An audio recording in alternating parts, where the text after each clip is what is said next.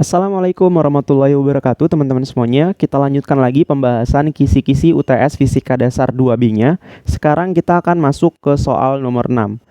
Capaiannya adalah mampu menyelesaikan potensial listrik yang disebabkan oleh muatan diskrit. Nah, muatan diskrit ini bisa disebut juga sebagai muatan titik ya teman-teman. Nah, kemudian di sini soalnya itu pilihan berganda dengan tipenya itu sedang dan bobotnya itu 7 poin. Kemudian di sini kisi-kisi soal nomor 6 ini itu mirip banget dengan kisi-kisi nomor 7 pada Fisika Dasar 2A. Jadi nanti kalau saya menyebutkan soal nomor 7 itu artinya soal nomor 7 yang ada di Fisika Dasar 2A. Tetapi soal nomor 7 ini adalah soal nomor 6 yang ada pada Fisika Dasar 2B. Kayak gitu ya. Nah, sekarang langsung aja kita masuk ke pembahasannya. Soal nomor 7, ini capaiannya mampu menyelesaikan potensial listrik yang disebabkan oleh muatan diskrit atau muatan titik ya. Diskrit itu artinya muatan titik. Soalnya, beberapa partikel bermuatan disusun seperti gambar di bawah ini. Jadi di sini tuh ada beberapa partikel ya. Kalau kita lihat ada 6 partikel disusun seperti gambar ini. Kemudian di sini itu dengan muatan Q1 sama dengan 3,4 pikocoulomb dan Q2 sama dengan 6 pikocoulomb dengan jarak A sama dengan 3 cm. Jadi di sini tuh kan ada muatan Q1, Q2 gitu ya. Di sini kan ada muatan Q1, ada yang minus, ada yang positif gitu. Kemudian di sini itu ada A. A itu adalah jarak antara muatan ya. Jadi A itu adalah jarak antar muatan. Jadi di sini kita tulis dulu aja nilai-nilai yang diketahuinya. Jadi di sini kita tulis diketahui Q1 itu nilainya sama dengan 3,4 pikocoulomb. Kemudian ada Q2 itu nilainya sama dengan 6 pikocoulomb. Dan berikutnya di sini ada A. A itu nilainya sama dengan 39 cm. Kemudian di sini pertanyaannya tentukanlah potensial listrik total pada titik tengah persegi panjang tersebut. Jadi di sini tuh kita diminta untuk menghitung potensial listrik di titik tengah persegi panjang ya. Titik tengahnya itu berarti di sini ya kan. Titik tengahnya itu berarti di sini. Jadi di sini pertanyaannya tadi kita ulangi ya, tentukanlah potensial listrik total pada titik tengah persegi panjang tersebut dengan V sama dengan 0 di tak hingga. Nah, ini itu maksudnya adalah saat muatannya itu berada jauh dari titik ini, maka potensial listriknya itu akan sama dengan 0. Gitu ya. Jadi maksudnya ini itu adalah saat muatan-muatannya itu sangat jauh dari titik ini, maka potensial listriknya itu sama dengan 0. Gitu. Supaya lebih mudah ini kita abaikan aja lah ya. Ini kita abaikan aja nih. Kita fokus ke pertanyaannya aja. Nah, di sini kita yang ditanya adalah potensial listrik di titik tengah persegi panjang ini ya, atau saya sebutnya titik P ya di sini tuh. Jadi potensial listrik di titik P, titik pusat gitu. Sama dengan berapa? Nah, di sini kita jawab ya. Nah, sebelum kita jawab di sini satuan-satuannya kita ubah dulu nih. Di sini kan karena piko berarti dikali 10 pangkat minus 12. Jadi di sini 3,4 dikali 10 pangkat minus 12 coulomb. Yang ini juga sama 6 dikali 10 pangkat minus 12 coulomb. Kemudian yang ini karena sentimeter kita ubah ke meter. Jadinya 39 dikali 10 pangkat minus 2 meter. Nah, untuk menjawab soal ini supaya lebih mudah, di sini itu saya kasih nama masing-masing muatannya. Jadi di sini itu saya kasih nama titik A, ini titik B, ini titik C, ini titik D, ini titik E, ini titik F. Gitu. Oke ya. Nah, kita udah tahu ya, rumus dari potensial listrik itu kan sama dengan K dikali Q dibagi R. Gitu. Nah, jadi di sini kita mesti cari tahu dulu nih R-nya ya, jarak dari masing-masing muatan ini ke titik P ini. Gitu. Nah, di sini kita coba tulis dulu ya. Jadi di sini tuh kan ada jarak ya dari muatan Q1 ke titik P ini. Jadi di sini tuh ada jarak nih. Jaraknya ini saya kasih nama RA. Nah, kemudian juga kan di sini kan ada RB, ada RC, ada RD, ada RE, ada RF. Gitu. Di sini coba saya tulis dulu yang simetris ya. Jadi di sini tuh ada RC ya kan. Terus di sini ada RD, ya kan? Ada RD nih. Kemudian di sini ada RF gitu. Jadi kita tulis yang simetrisnya dulu. Selanjutnya di sini itu juga ada RB ya kan. Jarak dari muatan B ini ke titik P ini ya, titik pusatnya. Di sini ada RB. Kemudian di sini juga ada RE. Oke, kayak gitu ya. Nah, di sini coba kita lanjutkan. Ini A-nya A besar ya, supaya sama semua ya, karena pakai kapital semua. Nah, di sini kalau kita perhatikan ya, jarak dari titik A ini ke titik pusat itu nilainya sama kan? Masing-masing dari A, C, D, F. Itu kalau kita lihat jaraknya itu sama ya. Jadi nilai RA itu sama dengan nilai RC, sama dengan nilai RD, sama dengan nilai RF. Gitu. Jadi di sini bisa kita tulis ya bahwa nilai RA itu nilainya sama dengan RC ya kan, sama dengan RD,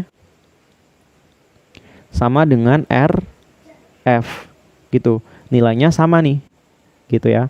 Oke. Nah, berikutnya di sini kalau kita perhatikan juga bahwa nilai RB itu nilainya sama dengan RE. Gitu ya, nilainya sama nih. Jadi di sini bisa kita tulis bahwa RB itu nilainya sama dengan RE gitu. Nah, sekarang kita coba cari tahu dulu nih nilai RA sama dengan RC sama dengan RD sama dengan RF gitu. Kita cari tahu dulu nih nilainya itu berapa. Nah, kita coba lihat titik A ya, titik A ini. Nah, titik A ini kan ada RA ya. Kita coba lihat ini itu kan membentuk segitiga siku-siku. Oke, jadi segitiga siku-sikunya coba saya tulis di sebelah sini ya. Jadi bentuknya itu kayak gini. Kayak gini. Nah, di sini itu kan A. Oke, jadi di sini itu A. Kemudian coba teman-teman perhatikan ya. Di sini itu jarak yang ini ya. Yang ini itu kalau teman-teman perhatikan, ini itu setengah dari A. Ya kan? Ini itu A, yang kita ambil itu yang ininya gitu, yang ini bagian ini. Jadi di sini tuh A per 2. Gitu, karena setengahnya dari A gitu. Nah, RA itu yang miringnya ini nih. Oke, RA itu yang miring ini. Nah, berarti di sini kita mesti cari tahu nih nilai RA-nya itu berapa. RA-nya bisa kita cari menggunakan Pitagoras. Oke, jadi caranya adalah kita tulis akar, sisi depannya kita pangkatkan 2. Jadi A per 2-nya dipangkatkan 2 ditambah sisi yang atasnya ini kita pangkatkan 2 gitu. Nah, ini sama dengan A pangkat 2, hasilnya kan A pangkat 2 ya. Kemudian 2 dipangkatkan 2 hasilnya 4 ditambah A pangkat 2. Nah, ini kita jumlah nih. Kalau kita jumlah, penyebutnya harus sama dulu ya. Ini kan 4, yang ini itu penyebutnya 1 sebenarnya, cuman nggak ditulis gitu. Jadi penyebutnya harus kita samakan dulu. Penyebutnya kita buat jadi 4 aja ya, supaya sama gitu. Jadi penyebut di sini itu harus 4. Gitu. Jadi di sini saya kali 4 gitu. Jadi kalau di bawah ini saya kasih 4, yang atas ini juga dikasih 4 gitu. Jadi kalau dicoretkan tidak mempengaruhi nilai A pangkat 2 ini. Ini itu cuman merubah bentuk aja gitu. Gitu ya. Jadi saya buat kayak gini. Kalau di atas dikasih 4, bawahnya dikasih 4 gitu. Nah, sehingga kalau udah kayak gini kan penyebutnya kan sama ya. Penyebutnya udah sama nih. Berarti tinggal kita jumlahin yang atasnya. A pangkat 2 ditambah 4A pangkat 2. Hasilnya menjadi 5A pangkat 2. Dibagi penyebutnya. Penyebutnya itu 4. Gitu. Nah, di sini kalau kita perhatikan, ini kan ada A pangkat 2. A pangkat 2 itu bisa keluar dari akar ya. Jadinya A. Kemudian 4 juga bisa keluar nih dari akar. Jadinya 1/2. Sisa akar 5. Gitu. Jadi ini adalah nilai RA, nilai RC, nilai RD, nilai RF, yaitu A per 2 akar 5. Nah, selanjutnya kita mencari nilai RB sama dengan RE. Nah, RB itu kan ini ya, RB itu ini, yaitu setengah dari A. Gitu ya, A per 2. Oke, jadi kita udah mendapatkan nilai-nilai R-nya. Nah, sekarang kita tinggal cari aja nih potensialnya. Jadi kita cari potensialnya. Nah, supaya lebih mudah, saya akan coba cari potensial yang diakibatkan titik A, titik C, titik D, titik F dulu. Jadi saya cari potensial titik A, titik C, titik D, titik F dulu. Nah, kenapa saya cari itu dulu? Karena di sini tuh jari-jarinya ini tuh jaraknya itu kan sama ya. Jadi jaraknya ini sama, jadi supaya lebih mudah aja dalam perhitungan. Gitu. Jadi saya cari potensial di titik A, di titik C, titik D, titik F. Titik A, titik C, titik D, titik F. Gitu. Jadi sama dengan rumus potensialnya itu kan ini ya, rumus potensial listriknya. Nah, di sini itu bisa saya tulis K buka kurung di sini QA dibagi RA ditambah QC ya kan dibagi RC ditambah QD dibagi RD ditambah QF dibagi RF gitu. Nah, di sini sama dengan K. Nah, di sini kan penyebutnya itu kan sama ya. Jadi penyebutnya itu bisa langsung aja saya tulis di bawah sini. Penyebutnya itu nilai R-nya, yaitu ini ya. A per 2 akar 5. Gitu. Nah, ini yang di atasnya ini tinggal kita masukin nilai-nilainya. QA. QA itu nilainya plus 2Q1. Jadi kita tulis di sini 2Q1. Ditambah QC. QC itu nilainya di sini minus 3Q1. Terus ditambah QD. QD itu nilainya plus 2Q1. Kemudian ditambah QF. QF itu nilainya minus Q1. Gitu. Nah, kalau teman-teman perhatikan ya kan, di sini ini tuh 2Q1 ditambah 2Q1. Hasilnya kan 4Q1 ya. Hasilnya 4Q1. Jadi yang ini hasilnya itu 4Q1. Kemudian di sini kalau kita perhatikan juga yang ini tuh minus 3Q1, yang ini minus Q1. Artinya kalau kita jumlahkan hasilnya menjadi minus 4Q1. Nah, ini kalau kita hitung hasilnya adalah 0 ya. Jadi sama dengan K 0 dibagi A per 2 akar 5. Jadi hasilnya sama dengan 0 volt. Jadi ini adalah besar potensial listrik di titik A, C, D, F. Gitu. Oke. Nah, berikutnya kita cari potensial listrik di titik B dan E. Gitu. Di slide berikutnya. Jadi di sini kita tulis ya, cari potensial listrik di titik BE. Gitu. Berarti di sini kita tulis potensial listrik di titik BE. Ini nilainya sama dengan K buka kurung QB dibagi RB ditambah QE dibagi RE gitu. Nah, di sini tinggal kita tulis ya, di sini itu K. Nah, karena penyebutnya itu sama ya, RB itu sama dengan RE, ya kan? RB sama dengan RE, nilainya itu sama dengan A per 2. Jadi yang di atasnya ini bisa langsung kita gabungin aja gitu. Jadi tinggal kita gabungin. QB itu nilainya plus 4Q2.